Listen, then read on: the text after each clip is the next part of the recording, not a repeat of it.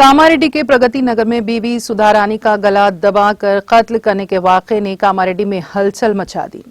Gandhari zone में सुधा रानी की आबाई गांव तिम्मापुर के तकरीबन 300 देहातों ने कामारेड्डी कस्बे में श्रीनगर कॉलोनी में सुधा रानी के शौहर किरण कुमार के घर के सामने एहतजाज किया। सुबह से लेकर शाम तक एहतजाजी सूरत-ए-हाल जारी रहे, जिसके नतीजे में पुलिस को मदाखिलत करनी पड़ी।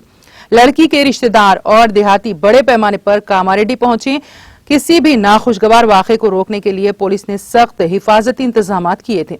रिश्तेदारों ने शौहर के घर के दरवाजे पर यह कहते हुए फ्लैक्सी लगाई कि हमें इंसाफ चाहिए। वालिदैन अपनी बेटी की मैयत पर रो पड़े।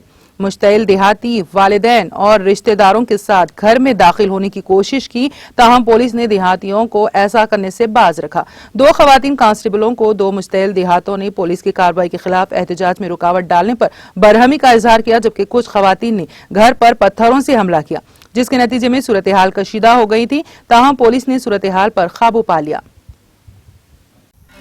नाज़रीन, हमारे टीटीवी न्यूज़ को सब्सक्राइब करिए, बेल आइकॉन को प्रेस करिए, शेयर करिए और लाइक करना ना भूलें। और किसी एडवर्टाइजमेंट से मुताल्लिक़ जानकारी के लिए हमारे इस नंबर पर कांटेक्ट कीजिए। हमारा नंबर है 9550102020।